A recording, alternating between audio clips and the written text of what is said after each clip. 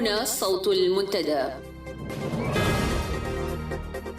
صوت المنتدى بث إذاعي يأتيكم يومي الأربعاء والسبت من كل أسبوع، وفي الأوقات من 8 إلى 9 مساء أيام الأربعاء، ومن 9 إلى 10 مساء أيام السبت بتوقيت إريتريا.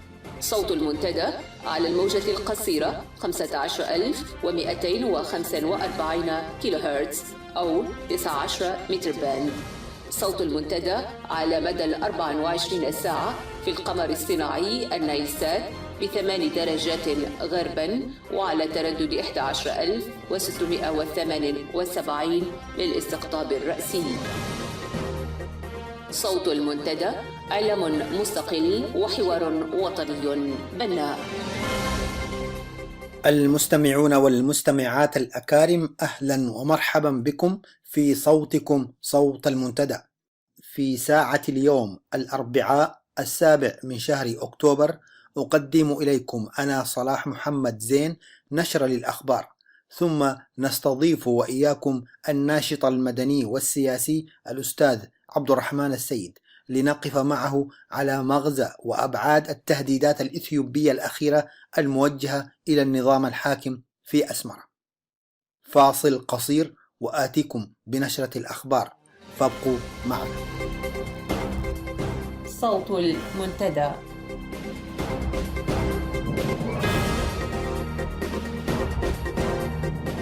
وهذه أبرز عناوين النشرة: استمرار حملة الاعتقالات والملاحقات في إريتريا، وحالة الهلع والخوف تؤدي لانتشار نقاط التفتيش في العاصمة أسمرة وتكوين لجنة أمنية جديدة من كبار قادة الجيش والحزب للتصدي لأي محاولة تغيير من الداخل.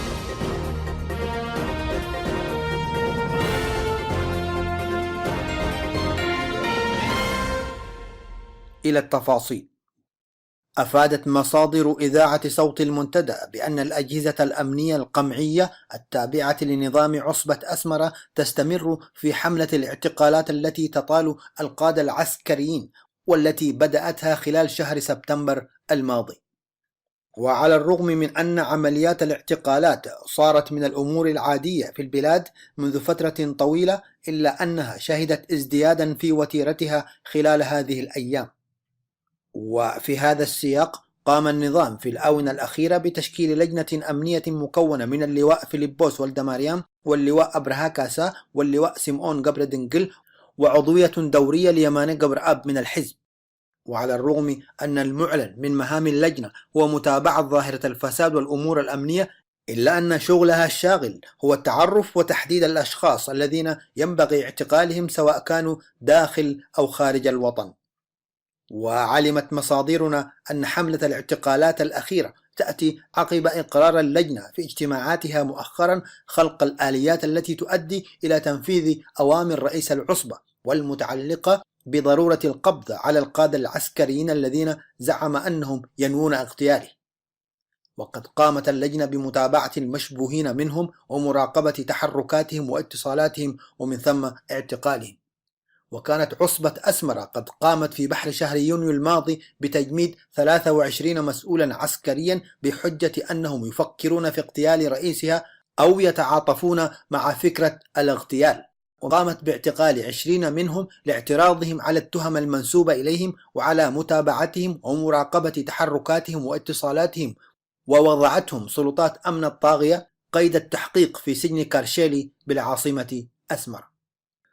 وتفيد مصادرنا أن المسؤولين في الحكومة يتم مراقبة اتصالاتهم وتحركاتهم، ولا يسلم من ذلك حتى الأفراد العاديين من المواطنين الذين بدأوا يتوخون الحذر في إجراءات مكالماتهم الهاتفية وتحركاتهم اليومية. وفي السياق نفسه بدأ أعضاء الأجهزة الأمنية التابعة للعصبة بتفادي عمليات اعتقال المسؤولين التي تقوم بها أجهزتهم، وذلك للمخاطر الحقيقية التي تصاحبها من إطلاق النار على منتسبيها. لذلك بدأت في تكليف منتسبي الخدمة الإلزامية ليواجهوا هذه المخاطر.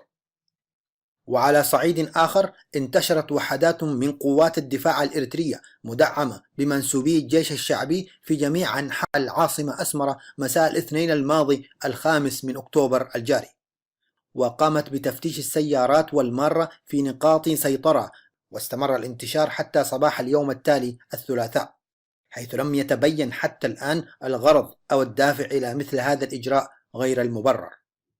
وذهب بعض المراقبين إلى أن السلطات تبحث عن مجموعة من الضباط اختفوا بعد أن وصلتهم تسريبات تفيد بنوايا الجهات الأمنية تنفيذ اعتقالات بحقهم، ولم يعرف بعد هوية الضباط المطلوبين، لكن لوحظ أن جميع نقاط السيطرة والتفتيش يشرف عليها ضباط برتبة عقيد، مما يعني أن المطلوبين من أصحاب الرتب المتوسطة أو العليا. أفادت مصادر إذاعة المنتدى أن وزير خارجية زمرة أسمرة سيحضر يوم السبت والأحد المقبلين 10 و11 من أكتوبر الجاري اجتماعات في مدينة فرانكفورت الألمانية يشارك فيها السفراء وممثلي الجبهة الشعبية والاتحادات الفئوية والنوعية التابعة لها في قطاعي أوروبا وأمريكا. وكشف المصدر النقابة عن أهم أجندة هذا الاجتماع، والتي تتمثل في عقد ورشة عمل لوضع خطط لمجابهة الحملات الإعلامية وتعزيز فرص تحقيق اختراقات في صفوف القوى المعارضة. ويتوقع أن يكون يماني جبرآب مهندس تلك الورشة، حيث يقتصر دور الوزير في الجانب التشريفي، خصوصا وأن قادة تشكيلات ما يعرف بشباب الجبهة الشعبية للديمقراطية والعدالة هم من يقومون الآن بالإعداد لتلك الورشة التآمرية. نزولا إلى مقتضيات الأمر الواقع، أعادت إدارة التعليم العالي بوزارة التعليم الإريترية التعاقد مع أساتذة سودانيين للعمل في التدريس في الكليات والمعاهد العليا، بعد أن تم تحسين عقود الخدمة وفق الشروط التي طالب بها الأساتذة السودانيون، والتي دفعتهم لإنهاء تعاقداتهم في نهاية الموسم الدراسي الماضي. إلى ذلك وصلت الدفعة الأولى من أساتذة كلية الطب والعلوم الصحية، وهي مكونة من 15 أستاذ محاضر في مختلف التخصصات، لكن بضمانات من وزارة التعليم العالي والبحث العلمي السودانية، وبشروط عمل جديدة تضمنت تفاصيل متعلقة بقيمة الرواتب الشهرية واستثناءات في تحويل المبالغ بالعملات الحرة وغيرها من شروط المعيشة والسكن وما يليه. يذكر أن إدارة التعليم العالي الإريترية ظلت لسنوات تصر على إبرام تعاقداتها مع معلمين من بعض الدول الآسيوية، وسبق أن رفضت تشغيل معلمين تكفلت الحكومة السودانية بدفع رواتبهم وكافة متطلباتهم. في خطوة اعتبرت غريبة وتنبئ عن اتجاه الزمرة الحاكمة في أسمرة نحو تقديم تنازلات كبيرة في الفترة القريبة المقبلة، افتتحت السفارة الأمريكية مركزا ثقافيا بمنطقة زبان سنكي، إحدى امتدادات حي كازاباندا الشهير. جاء افتتاح المركز في أمسية الخميس الأول من أكتوبر الجاري، وسط حضور للبعثات الدبلوماسية المعتمدة في أسمرة وغياب لكبار المسؤولين الإريتريين. ويذكر أن السلطات الإريترية كانت قد استولت على المكتبة الأمريكية الواقعة في مواجهة ميدان بوشكين الحالي بطريقة وضع اليد، وحولت اسمها إلى المكتبة العامة وجعلتها تدار بواسطة بلدية أسمرة منذ العام 2000. ويعد المراقبون السماح للسفارة الأمريكية الآن بافتتاح مركز ثقافي أحد مؤشرات التراجع عن السياسات الجوفاء التي أدارت بها سلطات زمرة أسمرة خلافاتها مع واشنطن. أعلنت قوة خفر السواحل الإيطالية إنقاذ أكثر من 1800 لاجئ أمس الأول الاثنين من 6 قوارب منجرفة رصدت قبالة سواحل ليبيا في البحر المتوسط. وأفادت وكالة الصحافة الفرنسية أن الناجين قد نقلوا إلى اليابسة في 6 عمليات مختلفة لإنقاذ مهاجرين كانوا على متن 4 مراكب متهالكة وزورقين مطاطيين. وشاركت في أعمال الإغاثة 3 زوارق إيطالية وسفينتان بريطانية وأيرلندية ضمن أسطول مهمة الاتحاد الأوروبي للإنقاذ في المتوسط. ويشار إلى أنه اعتبارا من اليوم الأربعاء فإن السفن المشاركة في قوة الاتحاد الأوروبي سيكون لها صلاحيات التصدي لمهربي البشر الذين يكدسون المهاجرين غير النظاميين واللاجئين في زوارق ومراكب صغيرة، وسيحق لعناصر القوة دهم وتفتيش وحجز وتحويل مسار المراكب التي ترصد في المياه الدولية ويشتبه في استخدامها للتهريب. من جهة أخرى، أعلن في ليبيا عن العثور على 95 جثة للاجئين جرفتها الأمواج إلى الشواطئ خلال الأيام الخمسة الماضية. وأشار متحدث باسم الهلال الأحمر الليبي إلى أن معظم الجثث هي لأفارقة خاصة من إريتريا، وأن الجهود لا تزال مستمرة بحثا عن المزيد من الجثث. ويواجه عشرات الآلاف من اللاجئين الأفارقة المخاطر بحثا عن حياة أفضل في أوروبا بالخروج من ليبيا على متن قوارب متهالكة أملا في الوصول إلى إيطاليا. وتقول المنظمة الدولية للهجرة إن أكثر من 2600 لاجئ لقوا حتفهم في عام 2015 حتى الآن في المسار المركزي للبحر الأبيض المتوسط الذي يضم ليبيا، حيث استفاد المهربون من الفوضى التي تجتاح البلاد. من ناحية أخرى، بدأت السلطات الألمانية يوم أمس الثلاثاء تحقيقات لمعرفة سبب وفاة لاجئ يبلغ من العمر 29 عاما يرجح أنه إريتري الجنسية، عقب حريق اندلع في نزل لإيواء لاجئين بمدينة زالفيلد بولاية تورينجن شرقي ألمانيا. نهاية النشر.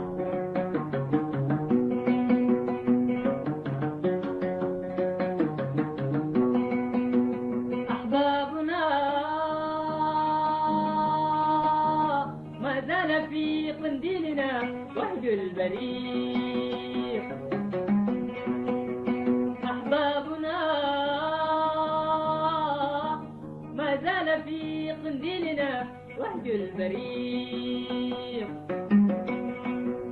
لم تخمض الأشواق في أعماقنا لن يزوي لحن الطريق، لم تخمض الأشواق في مستمعي ومستمعات صوت المنتدى الأكارم، أهلا ومرحبا بكم في لقاء المنتدى لهذا المساء، والذي سنتناول فيه تصريحات رئيس وزراء إثيوبيا والرئيس الإثيوبي التي وجها فيها التهديدات ضد إريتريا. وفي البداية نرحب بالأستاذ عبد الرحمن السيد الذي سيكون ضيفنا في هذه الأمسية لنتناول هذا الحدث. مرحبا بك أستاذ عبد الرحمن. أهلا بك أستاذ صلاح، أهلا وسهلا، وأهلا بمستمعي صوت المنتدى. في البداية كمقدمة نحاول أن نختصر ما ورد على لسان رئيس الوزراء والرئيس الإثيوبي، وتم تناقلها في وسائل الإعلام ووسائل التواصل الاجتماعية.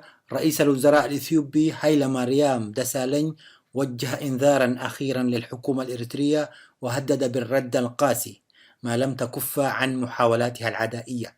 وبعد أقل من أسبوعين على تصريحات دسالين، أتى الرئيس الإثيوبي تشومي يوم أمس الأول الاثنين على خطى رئيس حكومته وتوعد إريتريا بالقول: سنتخذ إجراءات ضد أسمرة في حال الفشل في ثنيها عن زعزعة استقرار بلادنا، وذلك خلال كلمة وجهها إلى الشعب الإثيوبي في افتتاح الجلسة الأولى لمجلس النواب. كيف تقرأ هذه التصريحات أستاذ عبد الرحمن؟ بسم الله الرحمن الرحيم. بالنسبة لهذه التصريحات في الآونة الأخيرة بدأت الآن ترتفع صوتا وإنذارا، ووصول الحكومة الإثيوبية إلى مجلس الأمن كما أشار إلى ذلك رئيس الوزراء الإثيوبي في تصريحاته أنهم قد يتخذون أي خطوات، وبالتالي ألا يكون أحد يعني في موقع يفاجأ من أي خطوة إثيوبية تجاه إريتريا. طبعا هذا يعتبر تصعيد يعني خطير جدا، وقد يشير أيضا إلى يمكن نوايا إثيوبيا لحسم صراعها مع النظام الإريتري في أقرب فرصة، وذلك لأسباب عدة. طبعا منها قد تكون هنالك مبررات للجانب الإثيوبي لمثل هذه التصريحات، فمثلا هناك مخاوف إثيوبية من أن يكون النظام الإريتري يتلقى دعما ماديا من بعض الدول العربية التي تخشى بناء سد النهضة والسيطرة على مياه النيل، وبالتالي تحاول عرقلة هذا البناء بأي وسيلة. وإحدى الوسائل هي أن تكون إريتريا ممرا وبل موقع تدريب وانطلاق لأي قوى إثيوبية مناهضة للنظام الإثيوبي. هذه طبعا كانت مخاوف قائمة ولها مبرراتها، وطبعا نحن كنا سمعنا تصريحات من بعض هذه الدول العربية تشير إلى مثل هذه الخطوات لردع إثيوبيا من بناء هذا السد، وبالتالي التأثير على كميات المياه التي تصل إلى جمهورية مصر العربية تحديدا. لكن هذا الشيء الأول. والثاني، اليوم طبعا إريتريا في أضعف حالها، أو النظام الإريتري هو أضعف نظام في المنطقة حتى بالمقارنة مع جمهورية جيبوتي والسودان. يعتبر نظام ضعيف جدا، وبالتالي قد تكون هنالك الآن الفرصة مواتية للقوى الإثيوبية أن تتوغل إلى إريتريا وحسم معركتها مع هذا النظام. ولكن السؤال نعم السؤال هنا، هذه التصريحات من الرئيسين، رئيس وزراء إثيوبيا ورئيس الدولة، كلاهما برر هذه التهديدات والإنذارات بأنها بسبب دعم ما أسموه مجموعات إرهابية، دعم أسمر لمجموعات إرهابية، أي فصائل معارضة إثيوبية تنطلق من إريتريا وتتدرب هناك. فالسؤال، كيف تعتبر إثيوبيا استضافة إريتريا للمعارضة، أي استضافة النظام في أسمرة للمعارضة الإثيوبية وتسليحها، عمل يبرر قيامها بعمليات تأديبية رادعة كما أسمتها، في الوقت الذي تقوم إثيوبيا هي أيضا باستضافة وتسليح فصائل إريترية معارضة، وهذا ليس سرا نذيعه نحن، فهناك المعارضة لها معسكرات المعارضة الإريترية تتدرب. فكيف تبرر إثيوبيا القيام بأي عمل حتى الآن أسمته عمل تأديبي رادع، ولكن في النهاية هو عمل عسكري؟ كيف ذلك؟ اثيوبيا والنظام في اثيوبيا ادرى بامكانيات المعارضه الاثيوبيه المتواجده تحديدا في اريتريا، انها لا تستطيع ان تتقدم وتعبر الحدود معناها للقيام باي عمليات عسكريه او زعزعه امنيه لاثيوبيا. كانت محاولات في السابق وقد قضي عليها مباشره من قبل السلطات الامنيه الاثيوبيه. ما تبقى من هذه المعارضات او المجاميع المعارضه لاثيوبيا في اريتريا كانت ممكن جبهه المعروفه بجبهه تمهيد التي تركت اريتريا وعادت الى اثيوبيا في الاونه الاخيره برئاسه مولا اسقدوم. قضيه المجاميع هي صراحه يعني حتى ذكرها يعني لا تستحقه، لان يعني ليس لها ثقل لا سياسي ولا عسكري يعني، فبالتالي هذه لا تكون مبرر كافي للقيام من قبل الاثيوبيين، يعني القيام باي يعني حمله عسكريه ضد اريتريا، يعني باعتبار ان هذه التهديدات يعني ليست بتلك الدرجة أو الضخامة التي يحاول الساسة الإثيوبيون أن يظهروها.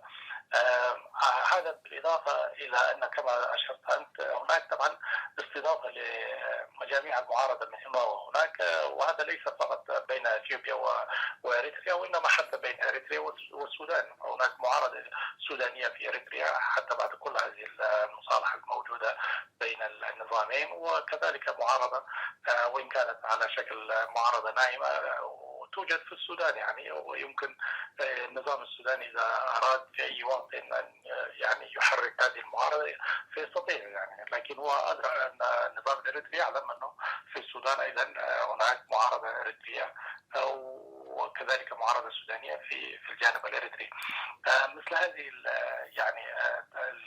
يعني استضافات لمعارضي البلاد المختلفة ليس بجديد ولا يقود إلى نشوب حروب حديثة، لكن أنا في تصوري الإنذارات الإثيوبية والتحذيرات والتصريحات الإثيوبية الأخيرة، نعم، ما الجديد فيها؟ نعم.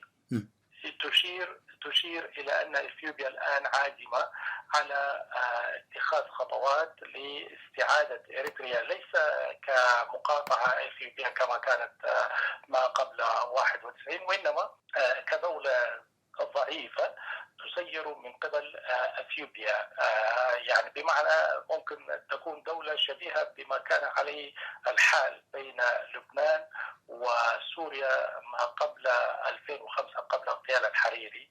العلاقة بين سوريا ولبنان كانت لبنان تدار من قبل الأمن السوري داخل بيروت، وليس من خلال العلاقات الخارجية أو وزارات الخارجية والسفارات والأمور هذه.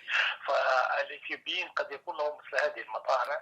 فهناك أيضا الآن ظهرت يعني مقالات من أساتذة جامعيين بما فيهم من جامعة مقالة، كتابات تظهر أن لإثيوبيا أطماع وحقوق في إريتريا وكذلك في البحر وكمان منفذ بحري، وأمور كهذه الآن بدأت تنتشر بقوة. يعني فهذه التصريحات يعني معها أيضا هناك مقالات لأكاديميين أثيوبيين ومن داخل يعني الفئات الحاكمة في داخل أديس أبابا. لذا نعم. المخاوف هي أن إثيوبيا الآن قد يكون لها الآن أجندة، وهي أجندة يعني إعادة إريتريا تحت السيطرة الإثيوبية، باعتبار أن إثيوبيا الآن دور محوري إقليمي وتعتبر هي دولة كبيرة في الإقليم بلا شك، وإريتريا كانت متمردة على هذا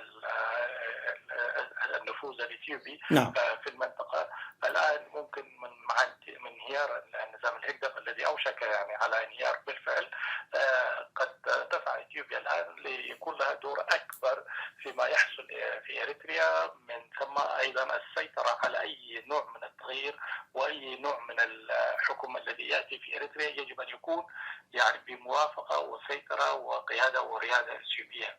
إذن أنت ترى ليس هناك مهددات حقيقية لإثيوبيا من الفصائل التي تبقت بعد دخول مولا أسكودوم بجيش جرار قوامه أكثر من 800 مجند بكامل عتاده. إذن أنا حتى دعني أضيف لك بعض النقاط أيضا. تفضل.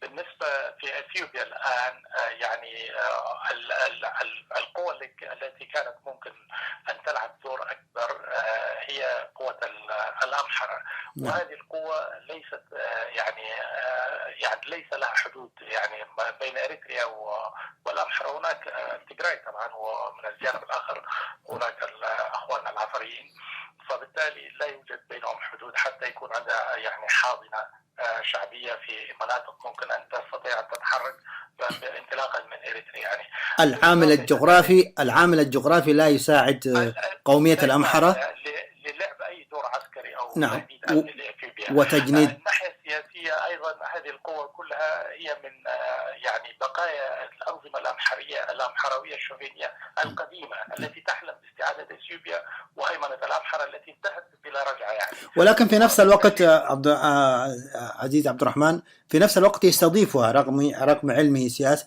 يستضيفها. لكنني كنت أريد من خلال إجابتك الأولى أن أفهم إذا كان ليست هناك مهددات حقيقية من المعارضة الإثيوبية في إريتريا، والتي يبرران الرئيسان الإثيوبي رئيس الوزراء والرئيس الإثيوبي يبرران هذه الخطوة القادمة هي نتيجة احتضان إريتريا للمعارضة. إذا كانت المعارضة في نظرك الإثيوبية ليست مهددة لإثيوبيا، إذن من خلال قراءتك هو هدف أكبر اللي هو استيلاء على البحر وجعل إريتريا القادمة ضعيفة وتحرك من أديس أبابا.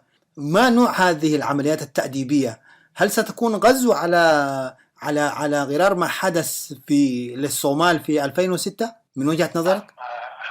هذا وارد، باعتبار الآن إثيوبيا تحس أن الجانب الإريتري، وهذا ليس يعني بعد خروج مولا خروج يعني عجيب جدا، يعني بمئات من عساكر التنظيم خرجوا من إريتريا تقريبا سالمين يعني، وحتى الأمن الإريتري وقوات الإريتريا أو التابعة يعني لحرس الحدود لم تستطيع إيقاف زحفهم إلى السودان وأثيوبيا. معنى هذا يشير إلى أن النظام الإريتري داخليا منتهي، يعني أمنيا ليس له أي قوة، يعني كل قوته كانت حتى الآن يعني على الشعب الإريتري المسكين المصلوب الإرادة والذي ليس له أي حماية من أي جهة. لكن على المستوى المواجهة بين إريتريا وإثيوبيا بالتأكيد إثيوبيا الآن تحس، وليس الآن فقط كما قلنا قبل أكثر من عامين أو ثلاثة أيضا كان لإثيوبيا توغلات إلى داخل العمق الإريتري بنحو 18 كيلومتر يعني، وتدمير معسكرات تسميها هي للمعارضة الإثيوبية، لكن فيما بعد اتضح أن هي كانت أيضا للجيش الإريتري، وحتى تم أسر نحو 70 أو 75 من المجندين ويعني استيحابهم إلى داخل إثيوبيا. إذا عندما يحصل كل هذه الخروقات الأمنية والنظام لا يعلم بها إلا بعد ما يتم التصريح بها من قبل الجانب الإثيوبي، تخيل. وبعد يوم كامل يطلع الإعلام الإريتري اللي يشير إلى أن ما حدث يعني حدث ولم يستطيع فعل شيء. فبالتالي الإثيوبيين هم الآن على اطمئنان أنهم على يعني الكفة لمصلحتهم، الآن يستطيعون أن يتوغلوا إلى داخل إريتريا ويحسموا أي مسألة أمنية عسكرية بينهم وبين النظام.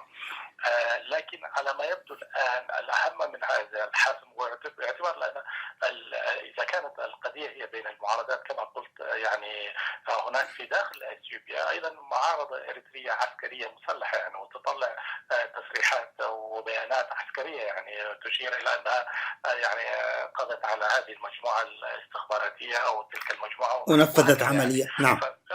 فبالتالي يعني هذا كان يسمى ممكن على أنه الحرب الباردة أو الحرب بالوكالة، يعني تيت فورتات، يعني من خلال البروكسي وورز.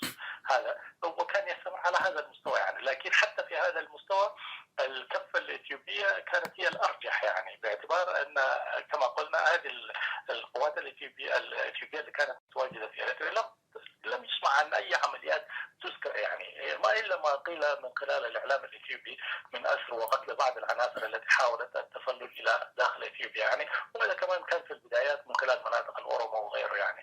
لكن الآن إثيوبيا طبعا علاقات يعني قوية جدا مع السودان، فحدودها مع السودان الشمالي والجنوبي مؤمن يعني، بل هي الآن تساهم في حفظ السلام، قوات حفظ السلام داخل السودان في الشمال في دارفور وكذلك في جنوب السودان يعني. فالإثيوبيا الآن دور أكبر وأرجح يعني، فليس هنالك ما يبرر مخاوف إثيوبيا حاليا ما لم يكون أنها تريد الآن باعتبار أنها تعلم أن أوشك النظام على السقوط، ولكن تريد أن تكون هي المسيطر والمسير لهذا التغيير الذي سيأتي في إريتريا حتما يعني. النظام ثابت يعني ساقط، هذا ليس فيه أي شك يعني.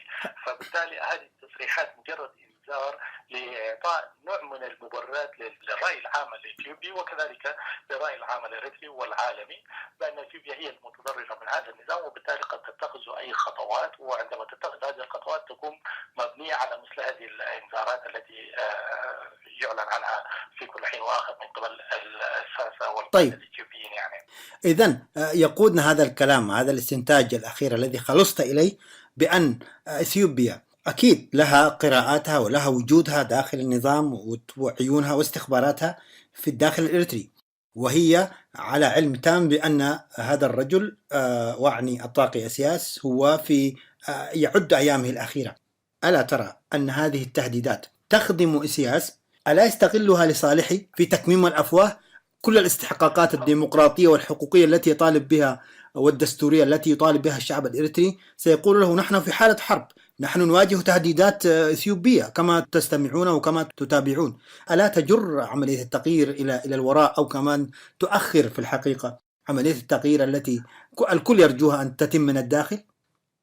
هو على ما يبدو أن السياسة غير قابل يعني إصلاح نظامه، وهو يعني يستمر في ارتكاب الجرائم ليس فقط بحق الشعب الإريتري وإنما بحق أعضاء الجبهة الشعبية أو الحزب الحاكم إذا سميناه حزب في نظري هو ليس بحزب، لأنه الأحزاب تعقد اجتماعات ويكون لها قيادات وهكذا يعني، لكن هذا ليس بحزب يعني. لكن حتى القادة التاريخيين من أمثال محمد علي عمر وكثيرين من العسكريين وغيرهم والسياسيين ما زالوا يطبعون في السجون يعني، وهم أكثر ناس كانوا وطنيين ويعني مستعدين للتضحية من أجل إريتريا ولتجاوز أي خلافات بينهم وبين النظام. إذا النظام الآن وصل إلى مرحلة لا رجع فيها يعني، والإثيوبيين أدركوا هذه القضية أعتقد، والإريتريين أيضا يعلمون أن هذا النظام يعني ذهابه أفضل من بقائه تحت أي حجة يعني. فهم الآن لا أعتقد أي حد سيلتف مع هذا النظام دفاعا يعني عن إريتريا يعني. النظام هو ألد عدو الآن في الترتيب. الكثير من المحللين والمعارضين للنظام اتضح أنه النظام هو أول عدو لإريتريا وبقاء إريتريا وسيادة إريتريا أكثر من أي قوة خارجية يعني. حتى وين وجدت هذه القوة الخارجية كعدو لإريتريا فمدخلها يكون هذا النظام يعني، وهذا اللي قاعد يحصل يعني. لهذا السبب إثيوبيا قد لا تخشى من مثل هذه الأمور. الأمر الثاني، إثيوبيا في الآونة الأخيرة أو في الأعوام الأخيرة على الأقل من 2009 2008 وما بعدها نجحت في يعني ضرب القوى الوطنية الإريترية المعارضة على الأقل في الخارج، من الآن لا يكون لها يعني تنظيم قوي أو مظلة قوية تحاجج وتحمي مصالح إريتريا وتكون بديل أفضل للنظام حتى وإن كان سياسيا بالتعاون والتنسيق مع الداخل يعني. الآن فعلا في الأعوام الأخيرة ركزت في ضرب هذه القوات بشكل مباشر وغير مباشر، جعلتها تضعف وتتآكل فيما بينها يعني. فبالتالي الآن لا توجد قوة في الخارج يعني تستطيع أن ممكن يعني تجمع الجماهير وتحاول أن تحمي مصالح إريتريا من خلال الدفاع عن هذه المصالح ضد أي تدخلات خارجية. في الداخل أيضا النظام لم يقصر يعني في ضرب القوى الوطنية، وأي جهة يكون لها يعني ممكن الإمكانية يعني في اللعب أي دور بديل للنظام فتم قمعها يعني. وعدم ثقة بين القادة المختلفين الموجودين حاليا في داخل النظام، كل هذه تجعل من إريتريا عرضة لأي اهتزاز ولأي انهيار يعني. ولكن ما أقصده، عفوا عبد الرحمن، ما أقصده هو عندما يأتي غزو خارجي والحال كما هو الآن في إريتريا، نعلم الكل يتمنى سقوط، الكل يريد سقوط هذا الطاغية وزمرته، ولكن عندما يتعلق الأمر بغزو خارجي إذا تم الغزو وخاصة من إثيوبيا، وذلك طبعا الذاكرة الجمعية والمزاج العام الموجود تجاه هذه الدولة، فالحال ألا ترى سيتغير؟ حتى الذين كانوا يبيتون النية لتغيير السياسة وإسقاطه، إذا تم الغزو من إثيوبيا الوضع سيكون مختلف على ما أظن. في قراءتي ممكن هذا الكلام كان حيكون صحيح لو كان قبل 5 إلى 6 أعوام أو أكثر. حاليا الوضع القائم في داخل إريتريا هو وضع يعني أولا الفساد منتشر. نعم. مع انتشار الفساد طبعا تظهر ظاهرة العسكريين الذين يتخلوا عن مهامهم ومسؤولياتهم الأمنية ويتحولوا إلى تجار، يعني التجار كمان بمعناه الإجرامي وليس الشرعي. ومعروف حتى بعض منهم مذكور في تقارير الأمم المتحدة ضالع في تهريب البشر والمتاجرة بالبشر يعني. هذا الجانب. الجانب الآخر الشعب الإريتري أيضا في وضع يعني لا يحسد فيه، يعني هناك يعني في فقر ويعني حتى يعني أمور الحياة البسيطة غير متوفرة حاليا، فبالتالي لا يستطيع أن يعني يعطي الأولوية لمقاومة أي جيش يأتي لدحر أو كمان ضرب هذا النظام يعني.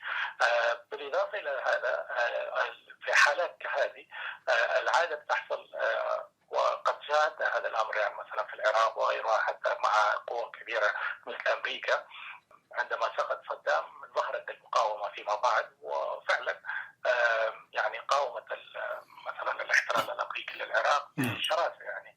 لكن في الجانب الإريتري ما قد يحصل هو الإثيوبيين الآن قد يكونوا في مأمن، وبالتالي لهم المعلومات الكافية الأمنية والاستخباراتية، ويستطيعون ممكن إزاحة النظام بكل بساطة، وقد يأتوا حتى بقوى إريترية زي ما أتى الأمريكان بقوى عراقية والأفغانية.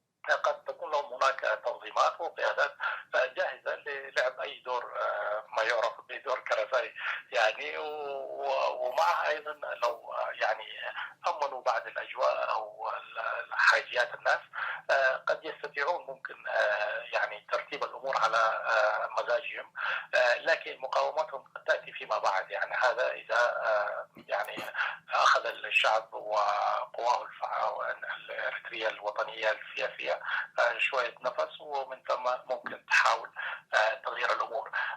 وقد يكون هذا من الصعب الآن، لأنه في الآونة الأخيرة طبعا كما قلنا في السنوات الأخيرة تم تفتيت الشعور الوطني والحركة الوطنية الإريترية، وأعطي صوت أكبر ممكن للتفكير الإقليمي والقبلي والأمور هذه. وخلقت أيضا عدم الثقة والكراهية والعدائية من قبل النظام، وكذلك من قبل المجاميع التي كانت تدعم من إثيوبيا يعني. فلهذا السبب الآن الحركة الوطنية الإريترية ورد فعلها سيأتي يعني متأخر يعني لأسباب موضوعية يعني. فبالتالي لإثيوبيا الآن المجال مفتوح، ولن تجد أي مقاومة سواء كان من داخل إريتريا أو من داخل أجهزة الجيش الإريتري، وكذلك حتى من خارج إريتريا يعني، لأن الدول العربية الآن تعيش في حالة يعني اضطراب مستمر يعني، في حروب داخلية وحروب إقليمية يعني. فلذلك الجو الإقليمي والجو المحلي كله مهيأ لإثيوبيا لتلعب أي دور هي تريده. ولكن التجارب تقول زي ما كنت تذكرها، تجربة إثيوبيا في الصومال 2006 وحتى الآن، والتجارب الأخرى للتدخل كما ذكرت العراق وغيرها، تقول كل هذه التجارب أن الاستقرار لن يكون موجود، والتنمية لن تكون موجودة بعد أي غزو، حتى ولو كان هذه القوى الغازية عينت من أبناء ذلك البلد من تراهم هم ممكن يدور في فلكها ويأتمروا بأمرها. فما يهمنا الآن في إريتريا هذا السيناريو الذي كنا نتحدث عنه إذا حدث، فلن يكون هناك استقرار حتى إذا لم تجد إثيوبيا مقاومة في الفترة في الآونة الأولى، قل سنة سنتين فلتطل، لكن لن يكون هناك استقرار. هذا ما يهمنا الآن. هناك فرق بين الصومال وإريتريا طبعا بالنسبة لإثيوبيا. أولا الصومال حتى للقوى الحاكمة إذا اعتبرناها هي التجراي، هي التجراي بعيدة عن الصومال كل البعد يعني، وليس لها أي حدود. والأمحرة لم يكن لهم أيضا علاقات ودية مع الصوماليين. ومع هذا كله لكن تجاوزوا كل هذه الأمور وغزوا البلاد، ولا زالوا يسيروا أمر الصومال من أديس أبابا. بالنسبة لإريتريا لكن أي خطوة تتخذها إثيوبيا تجاه إريتريا، خطوة عسكرية، خطوة إضعاف، خطوة حتى يعني فرض شروط على إريتريا بأي شكل كان حتى لو كان ظالم، فستجد شعبية وقبول كبير جدا داخل إثيوبيا يعني، ليس فقط من الأمحر والتجراي ولكن تقريبا من عموم إثيوبيا يعني. ولن تجد في الداخل، أنا أتكلم عن القبول الداخلي الإريتري، الاستقرار يأتي إذا رضى الشعب. نعم سأتي إلى هذا. تفضل. القوة الوطنية أنا أذكر حتى في التسعينيات يعني كنت أسمع بعض الأقاويل لقادة إثيوبيا الحاليين يعني هم لم يكونوا متحمسين للتعاون مع جيل الثورة اللي هو الجيل الوطني الذي تربى وتشبع بالوطنية الإريترية. فهم لم يبالوا كثيرا على هذا الجيل.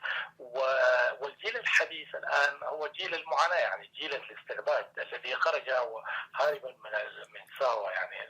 لا أعتقد هذا الجيل أيضا سيكون له يعني ذلك الاهتمام يعني ممكن بمقارعة إثيوبيا، أو كمان حتى بتكوين قوة سياسية يكون لها دور وطني على أي مستوى في الوقت الحاضر، لأنه النظام ما فعله هو قتل هذا الروح الوطني وروح التحدي في الشباب الإريتري من خلال استعبادهم لفترات طويلة.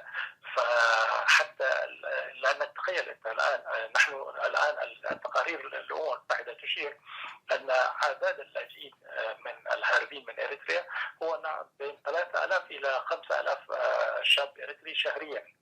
إذا هنا هذا الشاب الذي يهرب من إريتريا هو كله مدرب على السلاح، بل هو يكون له خبرة في القتال وكان يحمل السلاح.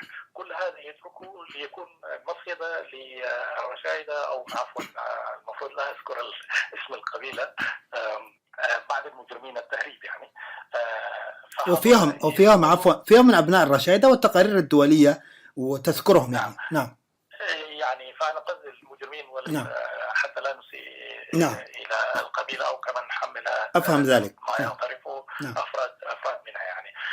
لكن على كل حال المجرمي التهريب والمتاجرة بالبشر سيقعون مسيدة لهؤلاء الناس. إذا هناك حتى روح القتال والتحدي لا توجد حتى للدفاع عن النفس. يعني أنا أذكر ذات مرة كنت أتحدث عن التغيير بطرق غير ميليشياوية، فأحدهم كتب يعلق يقول لي يا أخي هؤلاء الناس لا يمكن تغيير النظام هذا إلا بالمواجهة العسكرية. فسألته كيف عرفت هذا؟ قال لي أنا كنت في الجيش والآن أنا في الخارج، يعني هربت ولجأت في أو وصلت إلى مكان آمن يعني. فقلت له طيب أنت الذي كان يحمل السلاح والشاب والمدرب وكل شيء، إذا تركت البلاد من الذي سيحارب؟ إذا نحن لا نستطيع أن نعول يعني حتى على هذا الجيل، لأن هذا الجيل يعتبر هو جيل ضحية لاستعباد واضطهاد النظام، بل هو أكثر ضحية من غيره يعني. والوعي السياسي طبعا مغيب أخ صراحة، أنت تعلم يعني حتى أي حركة وطنية حتى يكون لها أي صدى وقبول جماهيري يجب أن يكون لها أيضا طرح سياسي ووعي سياسي يعني. حاليا لا يوجد هذا الوعي، لا يعني يستطيع أن يعني يقوم بمشاريع وطنية دفاعا عن السيادة. فلهذا السبب هذه الأمور مستبعدة هي. كما قلت أيضا القوى الموجودة في الخارج التي كانت فعلا تستطيع أن تلعب دور ليس فقط في الناحية الدبلوماسية والإعلامية والسياسية، لكن حتى في التنسيق مع الداخل وتأجيج الأمور وتوجيهها توجيها صحيحا، هذه أيضا ضربت يعني. الآن هذه التنظيمات اللي كانت تعتبر ممكن يعني رائدة في المجال الوطني يعني تم تخوينها حتى في يوم من الأيام من قبل معارضين يعني من نفس النمط المعارضة يعني. فلهذا السبب الآن الثقة حتى في داخل المعارضة الخارج أو الشتات مفقودة فيما بينها يعني. وإذا حتى حاولت الآن الإصلاح والاستدراج، والآن بنسمع بعض الأصوات التي كانت تعيش في أثيوبيا كل هذه الفترة العقد من الزمن، الآن بدأت يعني تتحدث عن تدخلات إثيوبية وعن يعني لي زراع التنظيمات وأمور هذه يعني. فوعد وصحت لهذا الأمر، لكن هي تأخرت جدا يعني. وبالتالي الآن أي تغيير أو كمان أي دور لهذه القوى من الخارج مستبعد في الوقت الحاضر طبعا. لكن لن يستمر الأمر كما هو. الإثيوبيين أيضا الآن أذكياء، لن يكونوا معناها في مكان يحرم الشعب الإريتري عن السيادة والاستقلال السوري حتى، على إذا استطعنا أن نقول. أنا لأنه أضرب مثال لبنان بسوريا لأنه مفيد جدا يعني في هذه المقاربة. فإثيوبيا لا تحتاج يعني لتغيير خارطة إريتريا من جديد، وإنما كل ما تحتاجه وهي الآن على طبق من ذهب جاهزة لاستلامها، ويعني إدارتها حتى ليس من الديسمن ممكن تدار من مقلة يعني. هل يعني ذلك القبول بفكرة تغيير النظام الحاكم الآن في إريتريا بقوى غير إريترية؟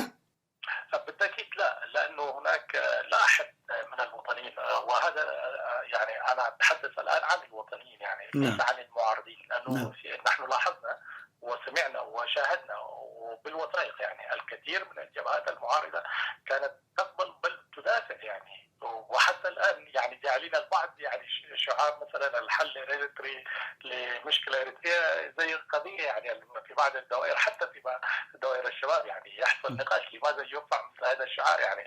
فإذا يعني نحن الآن نتحدث أي حركة وطنية يعني سواء كانت من الرعيلة الأول اللي هم رعيلة يعني جيل الثورة الإريترية، وحتى الشباب الحديث لا يقبل بتغيير النظام من قبل قوى خارجية يعني، لأنه القوى الخارجية هذه لن تأتي إلا لمصلحتها يعني.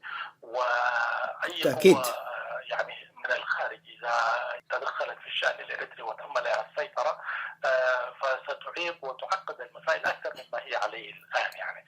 فبالتالي ونحن الآن ندرك أن النظام كما قلت يعني هو بحكم عمره الآن السياسي شارف على 70 سنة أو قد يكون تجاوز حتى 70 يعني. حتى في الآونة الأخيرة كان يعتمد أمنيا على التمهيد مثلا، الآن التمهيد تخلت عنه، وبالتالي هو الآن يعني مكشوف يعني أمام القوة الإريترية، زي ما حصلت حركة فورتو مثلا في 2013 بقيادة ود علي ورفاقه، قد تحصل مرة أخرى ويحصل تغيير بكل سلاسة وسهولة يعني دون أن يعبر عسكري واحد إثيوبي من الحدود. وإثيوبيا لو إذا يعني عندها فعلا مصلحة تحترم مصلحة إريتريا وسيادة إريتريا، أن تترك الشأن الإريتري للإريتريين فقط، يعني ألا تتدخل يعني، وتحتفظ بإنذاراتها وتحذيراتها هذا لنفسها يعني ولتسويقها الداخلي، لأنه لن يأتيها من إريتريا الآن وبالذات من النظام الضعيف المتهالك هذا أي ضرر يعني. هو الآن منتهي يعني، حتى لو تحرك يمينا وشمالا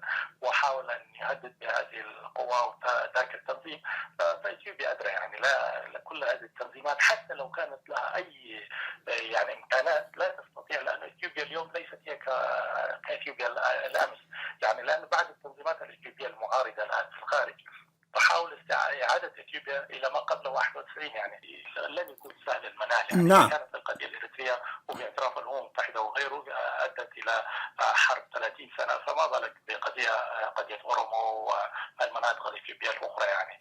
وبالذات كمان الآن مع تواجد النظام الحكم الفيدرالي الذي يعطي حتى يعني حكم ذاتي صور يعني، ليس هو حقيقي لكن صور يستطيع من خلاله أن يغش بعض العناصر الانتهازية وغيرها. نعم. لتتعاطف مع هذا النظام. نعم.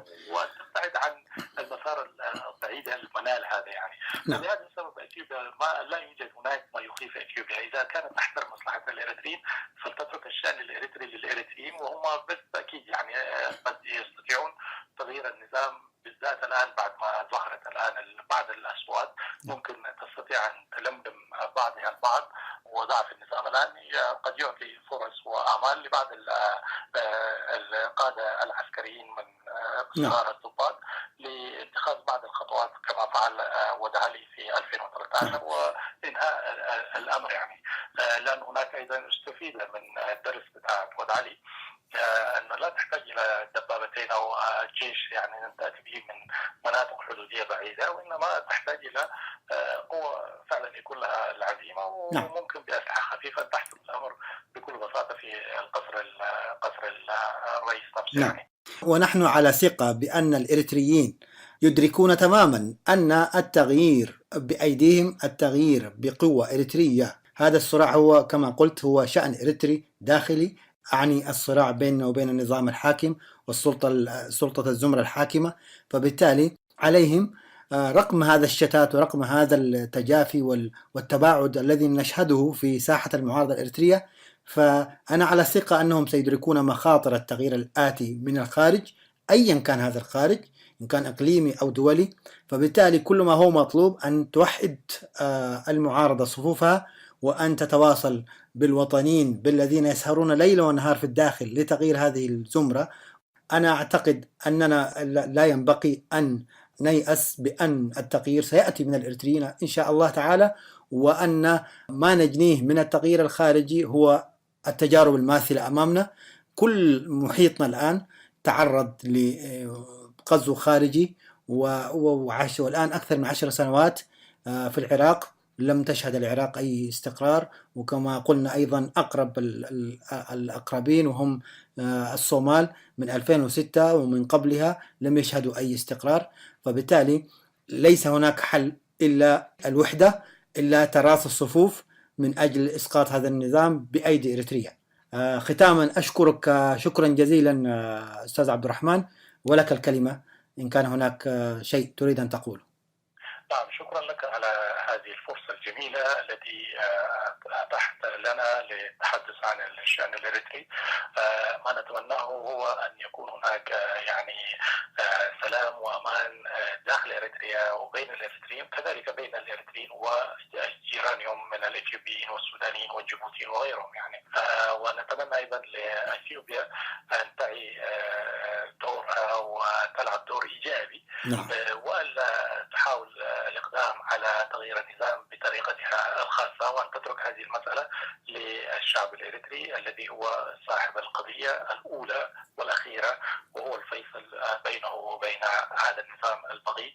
هو آن الأوان بالتأكيد للقوى الإريترية كلها أن تتوحد وترص صفوفها وتنقذ البلاد التي أتت بدماء الشهداء من الانهيار ومن الارتماء في أحضان غير آمنة. وشكرا. صحيح، شكرا لك أستاذ عبد الرحمن. في أمان الله. صوت المنتدى.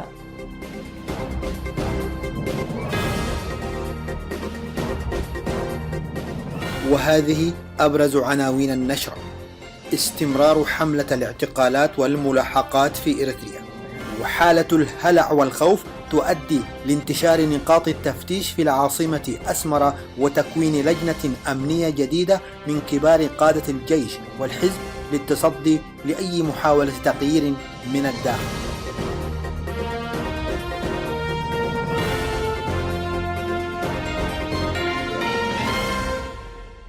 إلى التفاصيل.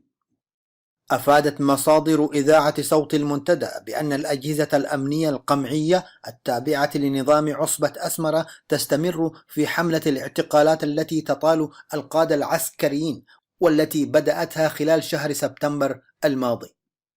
وعلى الرغم من أن عمليات الاعتقالات صارت من الأمور العادية في البلاد منذ فترة طويلة، إلا أنها شهدت ازديادا في وتيرتها خلال هذه الأيام.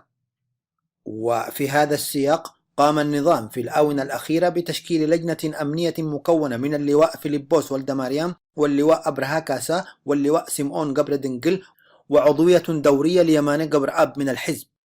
وعلى الرغم أن المعلن من مهام اللجنة هو متابعة ظاهرة الفساد والأمور الأمنية، إلا أن شغلها الشاغل هو التعرف وتحديد الأشخاص الذين ينبغي اعتقالهم سواء كانوا داخل أو خارج الوطن.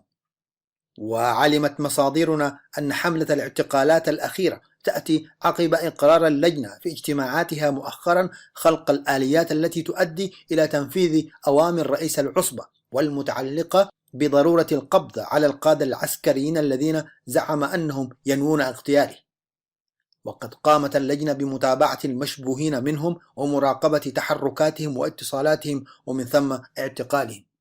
وكانت عصبة أسمرة قد قامت في بحر شهر يونيو الماضي بتجميد 23 مسؤولا عسكريا بحجة أنهم يفكرون في اغتيال رئيسها أو يتعاطفون مع فكرة الاغتيال، وقامت باعتقال 20 منهم لاعتراضهم على التهم المنسوبة إليهم وعلى متابعتهم ومراقبة تحركاتهم واتصالاتهم، ووضعتهم سلطات أمن الطاغية قيد التحقيق في سجن كارشيلي بالعاصمة أسمرة. وتفيد مصادرنا أن المسؤولين في الحكومة يتم مراقبة اتصالاتهم وتحركاتهم، ولا يسلم من ذلك حتى الأفراد العاديين من المواطنين الذين بدأوا يتوخون الحذر في إجراءات مكالماتهم الهاتفية وتحركاتهم اليومية. وفي السياق نفسه بدأ أعضاء الأجهزة الأمنية التابعة للعصبة بتفادي عمليات اعتقال المسؤولين التي تقوم بها أجهزتهم، وذلك للمخاطر الحقيقية التي تصاحبها من إطلاق النار على منتسبيها. لذلك بدأت في تكليف منتسبي الخدمة الإلزامية ليواجهوا هذه المخاطر. وعلى صعيد آخر انتشرت وحدات من قوات الدفاع الإريترية مدعمة بمنسوبي الجيش الشعبي في جميع أنحاء العاصمة أسمرة مساء الاثنين الماضي 5 أكتوبر الجاري، وقامت بتفتيش السيارات والمارة في نقاط سيطرة، واستمر الانتشار حتى صباح اليوم التالي الثلاثاء، حيث لم يتبين حتى الآن الغرض أو الدافع إلى مثل هذا الإجراء غير المبرر. وذهب بعض المراقبين إلى أن السلطات تبحث عن مجموعة من الضباط اختفوا بعد أن وصلتهم تسريبات تفيد بنوايا الجهات الأمنية تنفيذ اعتقالات بحقهم، ولم يعرف بعد هوية الضباط المطلوبين، لكن لوحظ أن جميع نقاط السيطرة والتفتيش يشرف عليها ضباط برتبة عقيد، مما يعني أن المطلوبين من أصحاب الرتب المتوسطة أو العليا. أفادت مصادر إذاعة المنتدى أن وزير خارجية زمرة أسمرة سيحضر يوم السبت والأحد المقبلين 10 و11 من أكتوبر الجاري اجتماعات في مدينة فرانكفورت الألمانية يشارك فيها السفراء وممثلي الجبهة الشعبية والاتحادات الفئوية والنوعية التابعة لها في قطاعي أوروبا وأمريكا. وكشف المصدر النقابة عن أهم أجندة هذا الاجتماع، والتي تتمثل في عقد ورشة عمل لوضع خطط لمجابهة الحملات الإعلامية وتعزيز فرص تحقيق اختراقات في صفوف القوى المعارضة. ويتوقع أن يكون يماني جبرآب مهندس تلك الورشة، حيث يقتصر دور الوزير في الجانب التشريفي، خصوصا وأن قادة تشكيلات ما يعرف بشباب الجبهة الشعبية للديمقراطية والعدالة هم من يقومون الآن بالإعداد لتلك الورشة التآمرية.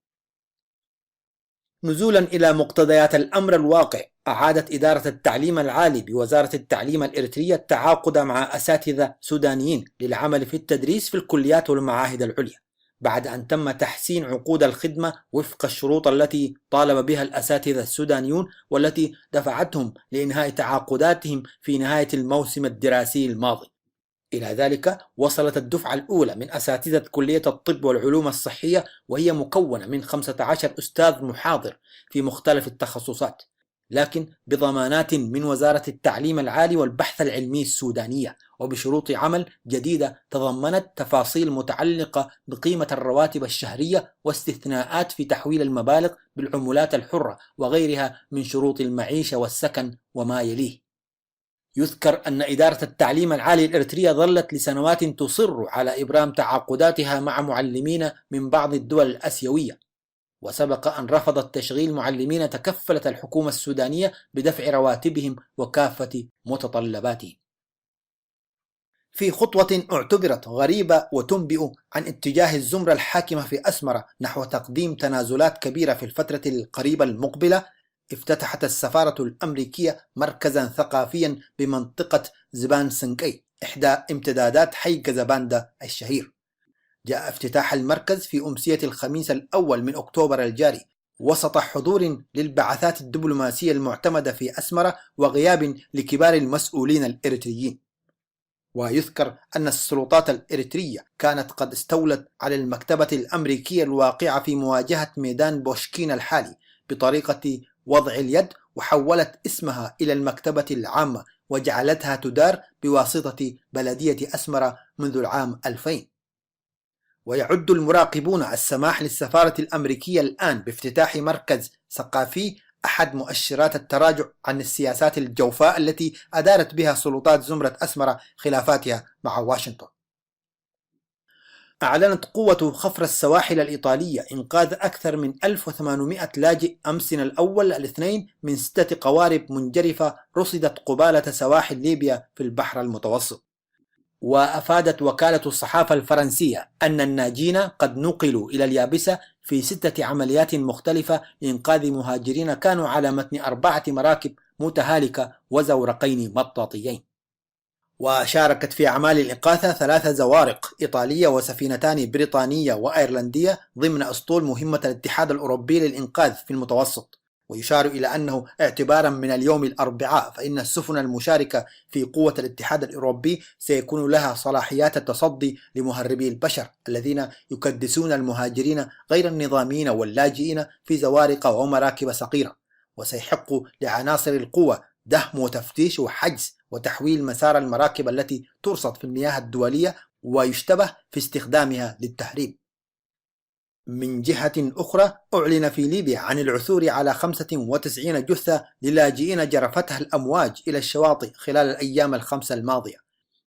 وأشار متحدث باسم الهلال الأحمر الليبي إلى أن معظم الجثث هي لأفارقة خاصة من إريتريا، وأن الجهود لا تزال مستمرة بحثا عن المزيد من الجثث.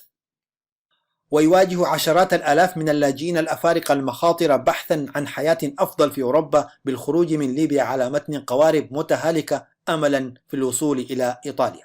وتقول المنظمة الدولية للهجرة إن أكثر من 2600 لاجئ لقوا حتفهم في عام 2015 حتى الآن في المسار المركزي للبحر الأبيض المتوسط الذي يضم ليبيا، حيث استفاد المهربون من الفوضى التي تجتاح البلاد.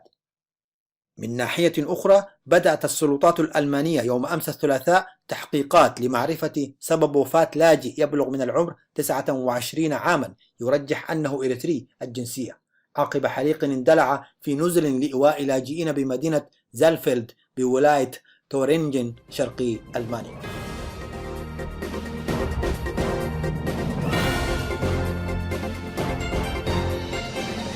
بهذا وصلنا وإياكم إلى ختام ساعة اليوم، وحتى نلتقي وإياكم في الأسبوع المقبل كونوا بخير.